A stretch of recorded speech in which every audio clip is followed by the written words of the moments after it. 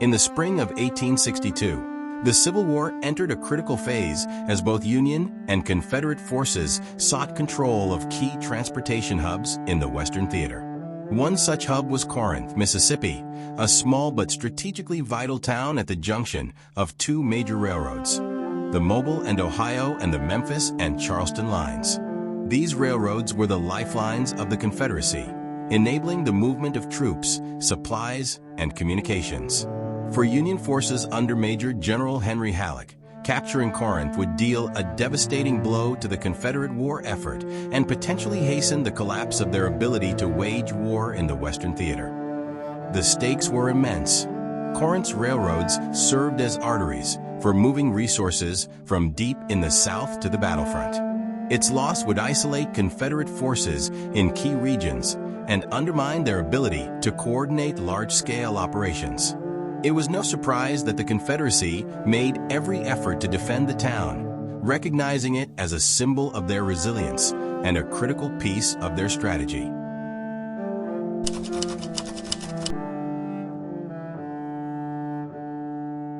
The campaign for Corinth began in the aftermath of the Union victory at Shiloh in April 1862. That battle, one of the bloodiest in American history to that point, left both sides reeling from the carnage. Despite the high cost, the Union's ability to hold its ground at Shiloh allowed Halleck to consolidate his forces.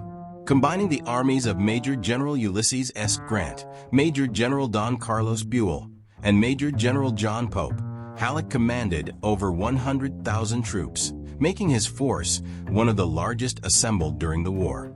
His goal was clear: capture Corinth and strike a major blow to the Confederacy's ability to sustain its war effort. The Confederates, under the command of General P.G.T. Beauregard, faced a daunting challenge.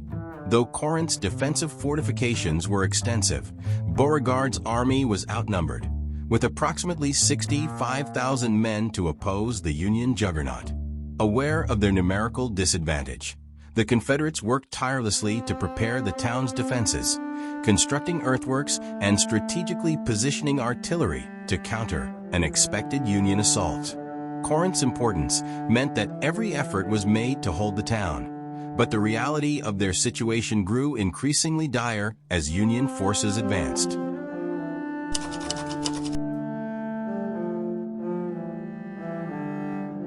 Halleck's approach to Corinth was methodical to a fault.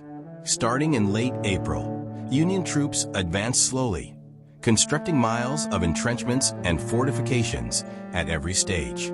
This deliberate pace minimized casualties, but also allowed the Confederates ample time to reinforce their defenses. Halleck's caution stemmed in part from the shock of Shiloh, where a lack of preparation had led to heavy Union losses. Determined to avoid a repeat of that bloodbath, Halleck prioritized secure positions over rapid movement. For the soldiers on both sides, the siege was grueling. The Mississippi heat was oppressive, and the makeshift camps were breeding grounds for disease.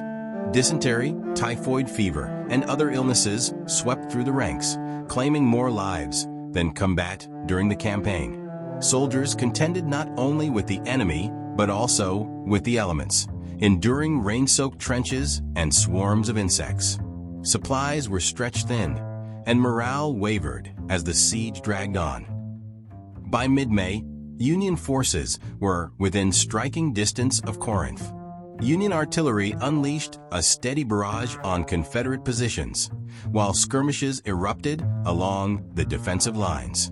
Confederate troops, aware of their precarious situation, began to prepare for a possible evacuation. Beauregard, ever the strategist, devised a plan to withdraw his forces while deceiving the Union Army into believing the town remained heavily defended.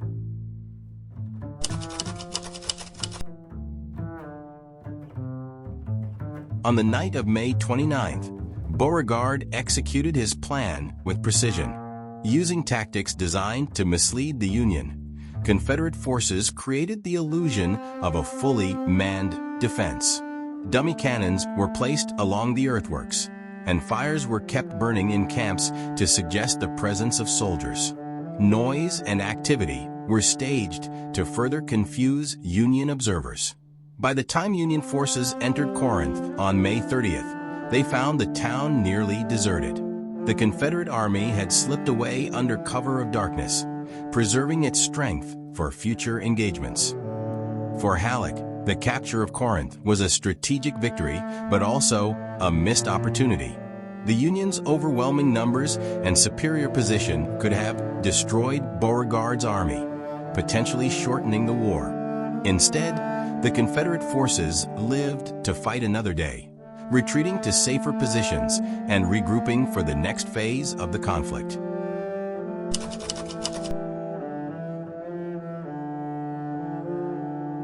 The fall of Corinth was a significant achievement for the Union. With the town's railroads now under Union control, the Confederacy's ability to move troops and supplies was severely hampered. The capture of Corinth also served as a morale boost for the North, marking a major milestone in the Union's campaign to dominate the Mississippi Valley. However, Halleck's overly cautious strategy drew criticism from both military and political leaders. Many believed that a more aggressive approach could have delivered a decisive blow to the Confederacy. Critics argued that Halleck's focus on entrenchments and slow advances reflected a lack of boldness that might have cost the Union a chance at a swift victory in the West.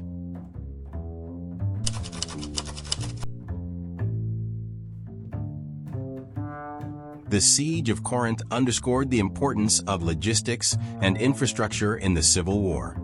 Control of railroads and transportation hubs often proved as decisive as battlefield victories.